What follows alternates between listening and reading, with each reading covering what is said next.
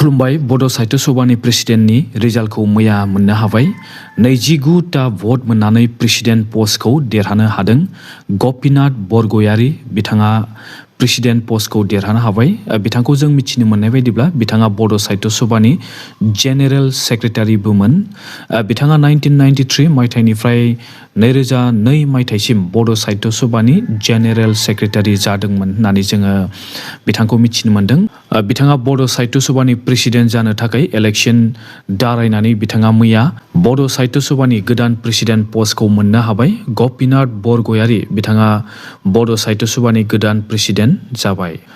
डिमा हासाव आरो लोगोसे इस्ट कार्बि आंलं आरो लोगोसे वेस्ट कार्बि आंलंनि डिमासा नेशनेल लिबारेशन टाइगार मुंनि सिलाय लाग्रा आफादा मोनसे भिडिअ बानायनानै फोरमायदों दि बिथांमोना मानो आखायाव सिलाय लानो गोनां जादों आरो सिलाय लानानै बिथांमोना आफाद दानो मानो गोनां जादों बेखौ बिथांमोना भिडिअनि गेजेरजों बिथांमोना फोरमायदों। डिमासा नेशनेल लिबारेशन टाइगारनि लिडार गौरां डिमासा बिथाङा बुंदों दि इन्डियानि आर्टिकेल 244A नि संबिधानाव बेबादि लिरनाय दङ दि 244A आर्टिकेलनि बादिब्ला आसाम स्टेटनि सिङाव थानाय ट्राइबेलफोरा स्टेट डिमान्ड खालामनो हायो। माने आसामावनो स्टेट एबा मेनि स्टेट दाबियोब्ला मोनगोन होननानै इन्डियानि संबिधानाव लिरनाय दङ होननानै बिथाङा बुंदों। माने अट'नमास स्टेट मोनगोन जुदि डिमान्ड खालामोब्ला आसाम स्टेटनि सिङाव थानाय ट्राइबेलफोरा, आरो बेखौ इन्डियान कनस्टिटिउसननि आर्टिकेल 244A आव लिरनाय दङ। बेखौ लानानै बिथांमोना इन्डिया सरकारजों दावहा नांनो सिलाय लादों। बे आफादखौ 2022 मायथाइयाव दानाय जादों होननानै जोङो मिथिनो मोन्दों। आरो लोगोसे बिथांमोना बुंदों दि बिथांमोना अट'नमास स्टेट मोनागौमानि सिलाय लानायखौ बिथांमोना नागारा आरो सिलायजोंनो बिथांमोना दावहा नांबाय थागोन होननानै बिथाङा बुंदों। तेलेंगानाया स्टेट मोननो हादोंब्ला जों मानो मोनाखै, जोंबो स्टेट मोननांगौ होननानै बिथाङा दाबि खालामदों। आरो लोगोसे बिथाङा बुंदों दि बिथांमोना गावसोरनि हारिनि फिउचारखौ साननानैसो सिलाय लानो गोनां जादों। आरो लोगोसे कार्बि आंलं आरो लोगोसे डिमा हासावनि गासिबो सुबुंफोरखौ अट'नमास स्टेट दाबिनायाव बिथांमोननि आफादखौ सापर्ट खालामनो नांगौ होननानै बिथाङा भिडिअनि गेजेरजों खावलायदों। आरो लोगोसे डिमा हासाव आरो कार्बि आंलंनि सुपारिनटेन्डेन्ट अफ पुलिस SP फोरखौ बिथाङा वार्निं होदों दि बिथांमोननि न'आव थांनानै बिथांमोननि गथ' गथाय हिन्जावफोरखौ डिस्टार्ब खालामहैबाय थानो नाङा एबा बिथांमोननि पेरेन्टस फेमिलिफोरखौ डिस्टार्ब खालामहैबाय थानो नाङा होननानै बिथाङा वार्निं होदों। आरो जुदि बिथांमोननि न'खरफोरखौ हराव थांनानै डिस्टार्ब खालामहैबाय थायोब्ला अब्ला बिथांमोना SP फोरखौ खर'आव गलि गावनानै गावथारगोन होननानै बिथाङा वार्निं होदों। दिनै कार्बि आंलं आरो लोगोसे Dima हासावनि Dimasa national liberation tiger मुंनि सिलाय लाग्रा आफादा इन्डियानि आर्टिकेलाव थानाय 244A खौ लानानै बिथांमोना दाबि खालामदों। आरो बे 244A आर्टिकेलनि गेजेरजों आसाम स्टेटनि सिङाव उइदिन आसाम स्टेट दाबि खालामनो हायो। डिमासा नेशनेल लिबारेशन टाइगार मुंनि आफादा इन्डियानि कनस्टिटिउसनाव थानाय 244 आर्टिकेलखौ लानानै बिथांमोना दाबि खालामदों। आरो 244A नि जे लिरनाय दङ बेनि मोन्थायखौ मोनागौमानि बिथांमोना सिलाय लानायखौ नागारा होननानै बिथांमोना भिडिअनि गेजेरजों फोरमायदों।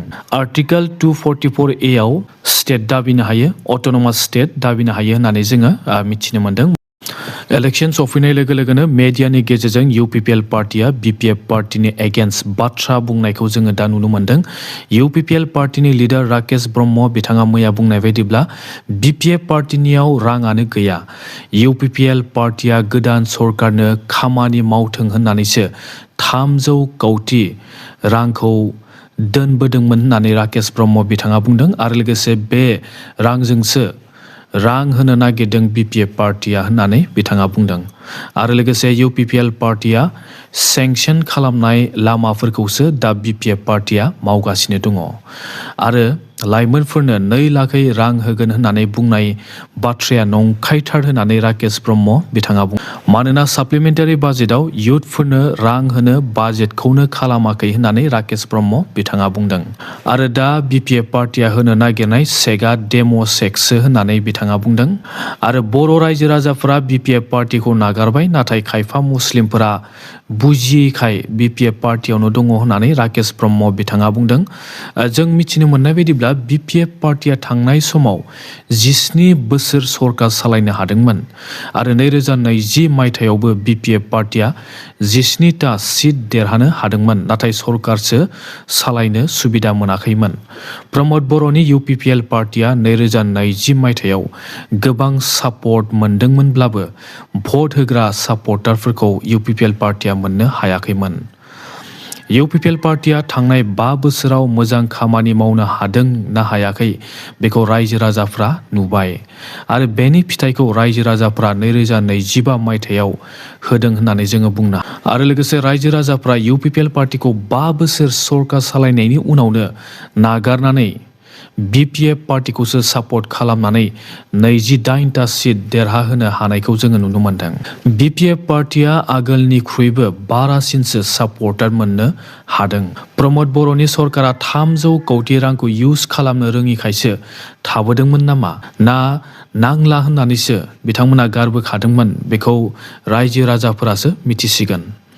जों मिथिनो मोननाय बायदिब्ला UPPL पार्टिया रायजो राजाफोरनि नांगौखौ सुफुंनो हायिखाय रायजो राजाफोरा UPPL पार्टिखौ नागारदों होननानै जोङो मिथिनो मोनदों। UPPL पार्टिया आरोबाव सरकार दाफिननो हाबावगोन ना हाया बेखौ जों 5 बोसोरनि उनावसो मिथिनो मोनसिगोन। एबसु फरायसा आफादनि प्रेसिडेन्ट दिपेन बर' बिथाङा प्रेसिडेन्ट पस्टखौ नागारसिगोन आरो बिथांखौ पलिटिक्सआव हाबसिगोन होननानै जोङो मिथिनो मोनदों। बिथाङा BJP पार्टियावसो हाबगोन ना BPF पार्टियावसो हाबगोन ना UPPL पार्टियावसो हाबगोन बेखौ मिथिनाय जायाखै। दिपेन बर' बिथांखौ MLA इलेक्शन गेलेनो थांखि लादों होननानै जोङो मिथिनो मोनदों। दिपेन बर' बिथाङा सरकार थाखानाय BJP पार्टी एबा BPF पार्टी बे मोननैनि गेजेराव हाबोब्ला MLA गेलेनो चान्स मोनगोन ना मोना बेखौ जों उनावसो मिथिनो मोनसिगोन। नाथाय बिथाङा UPPL पार्टियाव जइन जायोब्ला बिथाङा टिकेट मोननायनि चान्स दङ आरो लोगोसे बिथाङा UPPL पार्टियाव जइन जायोब्ला गोबां नाजानो गोनां जानो हागौ इलेक्शन देरहानो थाखाय। बिथाङा एबसु आफादनिफ्राय फैनाय सासे लिडार। दिपेन बर' बिथाङा थांनाय समफोराव UPPL पार्टिखौ सापर्ट खालामबोदोंमोन। दा बिथाङा UPPL पार्टियाव जइन जागोन ना जाया बेखौ जों उनावसो मिथिनो मोनसिगोन। इन्डियानि प्राइम मिनिस्टार नरेन्द्र मदि बिथाङा 13 मार्च खालारखालि साननैनि थाखाय आसामाव फैगोन। 13 मार्च खालारखालि बिथाङा आसामाव फैनानै क'क्राझार जिल्लानि गोबां प्रग्रामाव बिथाङा बाहागो लागोन आरो मोनाबिलि समाव साहा बागानाव खामानि मावग्राफोरनो नरेन्द्र मदि बिथाङा हानि पाट्टा राननानै होगोन आरो 14 मार्च खालारखालि मदि बिथाङा गुवाहाटी टु सिलचर थांनाय एक्सप्रेस हाइवेनि अन्थाइ खाम्फा गायसनफैगोन आरो बेखौ मावनो थाखाय 22,000 कौटि बाजेट खालामनाय जादों होननानै जोङो मिथिनो मोनदों। मैया T20 क्रिकेट वर्ल्ड काप खेलाया इन्डिया आरो साउथ आफ्रिकानि गेजेराव जादोंमोन। साउथ आफ्रिकाया 20 अभाराव 187 रान खालामदोंमोन। उनाव इन्डियाया 111 रान खालामनो हादों। इन्डियाया 76 रानाव साउथ आफ्रिकाजों मैया जेननो गोनां जानायखौ जोङो नुनो मोनदों। नोंथांमोना भिडिअखौ मोजां मोनबायब्ला मोनसे लाइक खालाम, शेयार खालाम आरो लोगोसे चेनेलाव गोदान बा चेनेलखौ साबस्क्राइब खालामनानै लानो दाबाव। दासिमनि रादाबा एसेनोसै। Thank you.